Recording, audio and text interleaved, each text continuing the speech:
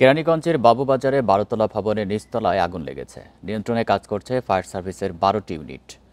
সংস্থাটি জানায়, বাবুবাজারের জমেলা টাওয়ারে ভোর 5টা 37 মিনিটে আগুন লাগে। খবর পেয়ে 5টা 45 মিনিটের দিকে কেরানীগঞ্জ সদরঘাট ও সিদ্দিকবাজার ফায়ার স্টেশনের ইউনিট পৌঁছায় ঘটনাস্থলে।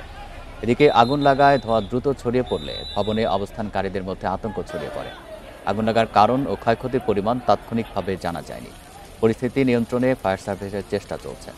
হতাহতের কোনো খবর এখনো পাওয়া যায়নি।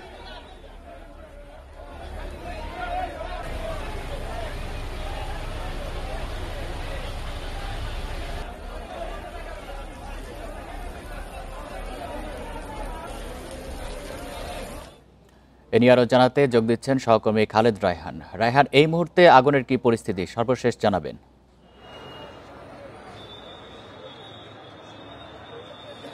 দেখুন, ফায়ার সার্ভিসের পক্ষ থেকে কিন্তু এখন পর্যন্ত জানানো হয়েছে যে 12টি ইউনিট তারা কিন্তু এই ভবনের যে অগ্নিকাণ্ড সেটি নেভাতে তারা কাজ করছেন। এই যে ভবনটি রয়েছে আমরা নিশ্চয় দেখতে পাচ্ছি যে ভিতরে কিন্তু তারা কাজ করে যাচ্ছেন এবং এই ভবনটি বেশ বড় একটি ভবন আমরা দেখতে পাচ্ছি এবং এখানে নিচতলাতে বিভিন্ন রকমের ঝুটের বা গেঞ্জির কারখানা রয়েছে এবং একই সঙ্গে দোতলাতেও আমরা দেখতে পাচ্ছি যে গেঞ্জির কারখানা রয়েছে এবং 3তলা থেকে 12তলা পর্যন্ত কিন্তু এটি আবাসিক ভবন। আমি একটু যদি ভবনের বাইরে দেখানোর চেষ্টা করি যে বাইরে থেকে আগুন দেখা না গেলেও ধোঁয়া কিন্তু বেশ দেখা যাচ্ছে এবং ধোঁয়ার যে কুণ্ডলী সেটি কিন্তু বেশ খানিকটা বড়। আমরা যদি একটু দেখানোর চেষ্টা করি, একেবারে ওপর থেকে যদি দেখানোর চেষ্টা করি, ওপরে যে ভিজুয়াল আমরা দেখতে পাচ্ছি তাতে কিন্তু ভেতরে আগুন জ্বলছে সেটি কিন্তু অনেকটাই স্পষ্ট করেই বোঝা যাচ্ছে।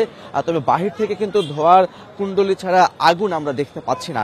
ফায়ার সার্ভিসের তথ্য মতে এটি প্রায় 5:45টার দিকে তারা কিন্তু তথ্য পেয়েছে আগুনের এবং তারপরে প্রথমে 8টি ইউনিট এবং পরে বাড়তে বাড়তে সেটি কিন্তু এখন 12টি ইউনিটে এসে পৌঁছেছে এবং তারা কিন্তু এখন পর্যন্ত কাজ করছেন। আমরা দেখেছি এখানকার স্থানীয় যারা রয়েছেন তারা কিন্তু বলছেন যে ভেতরে যেহেতু আবাসিক ভবন, 3তলা থেকে 12তলা পর্যন্ত আবাসিক ভবন এবং ভবনটি বেশ বড়।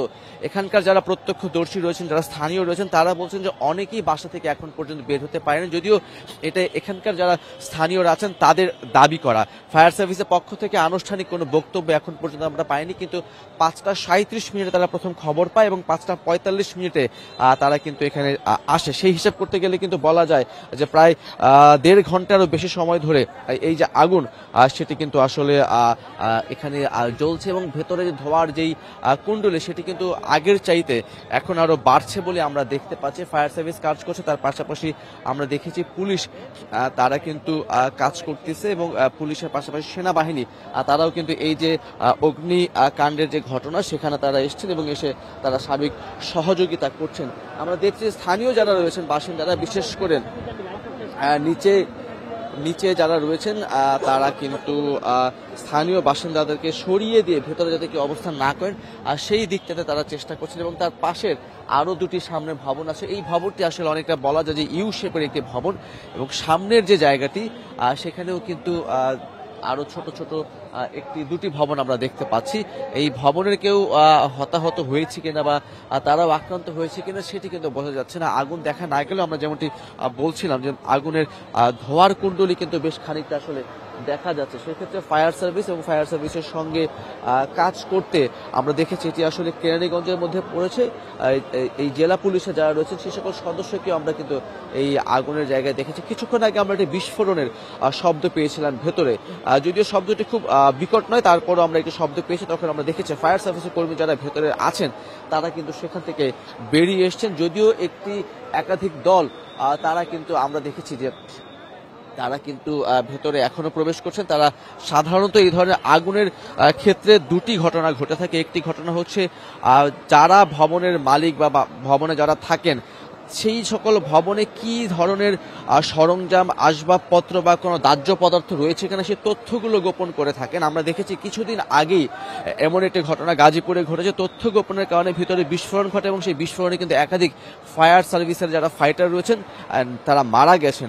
তো এমন কিছু ঘটনা ঘটে ভিতরে কি কি সরঞ্জাম বা কি কি আসবাবপত্র বা কোনো রকমের দাহ্য পদার্থ আছে কিনা এই তথ্য গোপন করা হলে অনেক সময় আগুন নেভানোর যে প্রক্রিয়া সেই প্রক্রিয়া কাজে ব্যাহত হয় এবং যার ফলে আপনি বলছিলেন যে স্থানীয়রা দাবি করেছেন যে অনেকে বের হতে পারেননি। আপনি ভবনটির ছাদে কিংবা জানালায় কাউকে কি সাহায্য চাইতে দেখেছেন কিনা?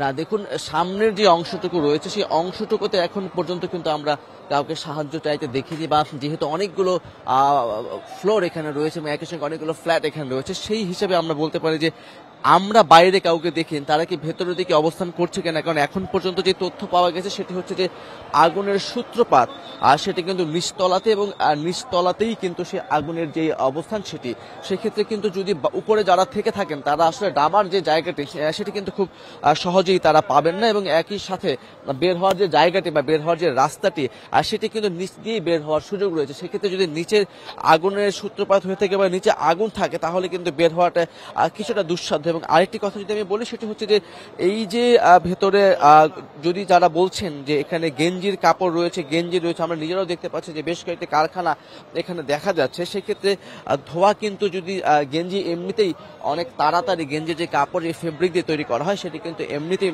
আগুনে বেশি ধোঁয়া সৃষ্টি করে, সেই জায়গাটিকে বিবেচনা করলে কিন্তু ধোঁয়া বেশি দেখা যাচ্ছে। আমি যেটা আগেও বলছিলাম যে আমরা কিন্তু এখন পর্যন্ত আগুনের প্রায় এখানে আমি প্রায় যতক্ষণ ধরে এসেছি আধা ঘন্টার বেশি সময় ধরে আমরা কিন্তু আগুন দেখতে পাইনি, আমরা শুধু ধোঁয়া দেখতে পাচ্ছি। এবং ধোঁয়ার কারণে যারা বাইরে বা ভেতরে অবস্থান করছেন তারা কিন্তু বেরোতে পারছে না। যদিও এখানে প্রত্যক্ষদর্শী যারা রয়েছেন তারা যেমনটি বলছিলেন যে এখানে তারা যখন এসছেন তখন তারা ভেতরে অনেককেই দেখতে পেয়েছেন।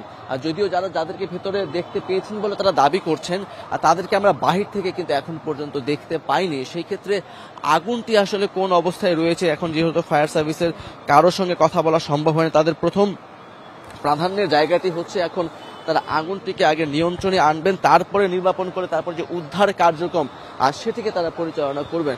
এবং ভিতরের কি অবস্থায় রয়েছে আমরা দেখছি, যেহেতু পাশে আমাদের ব্রিজ আছে এবং ব্রিজের পাশে খাল রয়েছে, নদী রয়েছে, সেখান থেকে পানির সংকলন হয়তো তারা করেছেন। পানির কোনো সংকট এখন পর্যন্ত আমরা তথ্য পাইনি, যদিও স্থানীয় যারা রয়েছেন তারা হয়তো সেটি আরো ভালো করে বলতে পারবেন। আমরা ঠিক ব্রিজের উপরে অবস্থান করছি, ব্রিজের নিচে পাশে যে গলি রয়েছে সেই গলিতেই কিন্তু এই যে ভবনটি সেই ভবনটি কিন্তু আসলে রয়েছে। ভেতরে এখন পর্যন্ত কতজন আটকা পড়েছে বা আদৌ কেউ আটকা পড়েছে কিনা সেই সুনির্দিষ্ট তথ্য ফায়ার সার্ভিসের পক্ষ থেকে কেউ বলতে পারেনি। যদিও স্থানীয় যারা রয়েছেন তারা যেটি দাবি করছেন যে ভেতরে বেশ কিছু লোকজন ছিল, তারা কোনো কারণে হয়তো বের হতে চাননি বা বের হননি বা বের হতে পারেননি, সেটি কিন্তু একটি বিষয় আসলে কাজ করছে। এবং এই যে ধোয়ার যে কুণ্ডলী আমি যদি দেখানোর চেষ্টা করি, প্রথম থেকে আমরা এখন পর্যন্ত যেটি দেখতে পাচ্ছি যে ধোয়ার কুণ্ডলী কিন্তু এখন পর্যন্ত কমেনি, এবং এটি কিন্তু ক্রমশ বলা যায় যে বাড়ছে বলা না গেলেও আগে ঠিক যে অবস্থা ছিল সেই অবস্থাতে কিন্তু রয়েছে। সেক্ষেত্রে ফায়ার সার্ভিসের কর্মী যারা রয়েছেন, ফায়ার ফাইটার যারা রয়েছেন,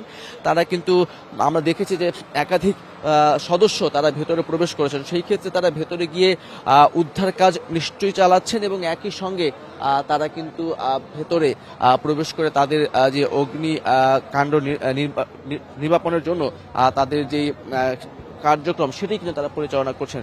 তো সব মিলে বলা যায় যে 5:37-এ পাওয়া আগুন এবং সেটি 5:45-এ প্রথম ইউনিট এখানে আসে, এবং তারপরে একে একে 12টি ইউনিট তারা কিন্তু কাজ করছেন। এখন পর্যন্ত হতাহতের কোনো তথ্য আমরা পাইনি, ভবনের ভিতরে কেউ অবস্থান করছেন কিনা সেই সুনির্দিষ্ট তথ্য এখন পর্যন্ত পাওয়া যায়নি।